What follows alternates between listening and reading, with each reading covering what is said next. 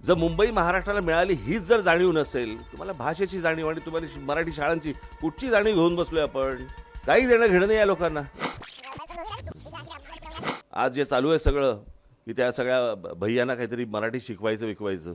मराठी शिकवायचं, उद्या पत्रकारिता देतील मराठी शिकून, तेव्हा तुम्ही काय कराल? त्यांची राज्य नाही सुधारली याच्याबद्दल कोण बोलत नाही. त्यांच्या राज्यकर्त्यांना हे कोणी प्रश्न विचारत नाहीत.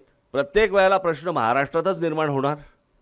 प्रत्येक वेळेला तुम्हाला येऊन महाराष्ट्रातच तुम्हाला धमकी दिली जाणार आणि त्याच्यावरती आमचे राज्यकर्ते हे हात चोळत बसणार. कोणाच्या दबावाखाली? का तुम्ही असे सगळेजण बॅकफूटवरती येऊन का खेळतात मला कळलेलं नाही. दुसऱ्या राज्यांमध्ये हिंमत आहे का असं कोणाची बोलायची? परंतु त्यांच्यावरती त्या प्रकारचा दबावच नाही आहे. आज ही गोष्ट त्यांनी तामिळनाडूमध्ये करून दाखवावी, बंगालमध्ये करून दाखवावी, लांब कशाला गुजरातमध्ये करून दाखवावी की आम्ही गुजराती नाही बोलणार, हिंदीच बोलणार, करून दाखवावी. हे तुमच्याच नाकावर टिचून येऊन का बोलतात?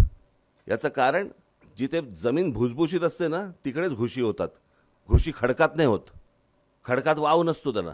जी राज्य त्यांचे लोक हे ज्यावेळेला टणक राहतात, कडक राहतात, त्यावेळेला असली लोक येऊन शिरू शकत नाहीत, अशी लोक येऊन बोलू शकत नाहीत. परंतु ह्या प्रकारचं ज्यावेळेला वातावरण तयार होतं राज्यामध्ये, त्यावेळेला तुम्ही इतर राज्यांचे पत्रकार, इतर राज्यांचे सगळ्या राजकीय पक्षांचे नेते, सगळी लोक आणि जनता ही कशी एकवटते त्यांच्या भाषेसाठी आणि त्यांच्या गोष्टींसाठी, हे कधीतरी आपण बघणार आहोत की नाही? आज इथे ताई तुम्ही म्हणालात की मराठी शाळांच्या बद्दल कोणाला आस्था आहे आणि कोणाला काय. आत्ता 1 मे आहे ना, मी दरवर्षी तिकडे सकाळी जातो. 1 मे हा दिवस कसला दिवस आहे हो? महाराष्ट्र दिन म्हणजे काय? मुंबईसह संयुक्त महाराष्ट्र झाला तो दिवस ना.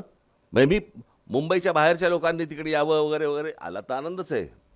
परंतु मुंबईतल्या राहणाऱ्या मराठी माणसांना वाटत नाही की यांच्यामुळे आज आम्ही इथे आहोत, यांच्यामुळे ही महाराष्ट्राची राजधानी आहे, आपण तिकडे जाऊन त्यांना वंदन केलं पाहिजे, आपण त्यांना तिकडे जाऊन फुलं वाहिली पाहिजेत, असं मुंबईतल्या मराठी माणसाला वाटतच नाही. इतक्या लोकांनी ही मुंबई महाराष्ट्राची राहावी म्हणून रक्त सांडलं. ते रक्त सांडल्यानंतरची जाणीव आमच्या मराठी लोकांमध्ये नाही आहे. जर मुंबई महाराष्ट्राला मिळाली हीच जर जाणीव नसेल, तुम्हाला भाषेची जाणीव आणि तुम्हाला मराठी शाळांची कुठची जाणीव घेऊन बसलोय आपण? काही देणं घेणं नाही या लोकांना.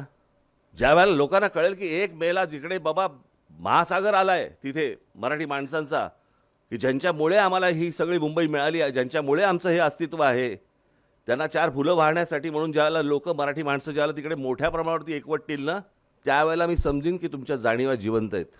नाहीतर रोजच्या रोज तुमचे पंख छाटले जाणार, तुमची पिसं काढली जाणार आणि तुमच्या हातामध्ये काही उरणार नाही.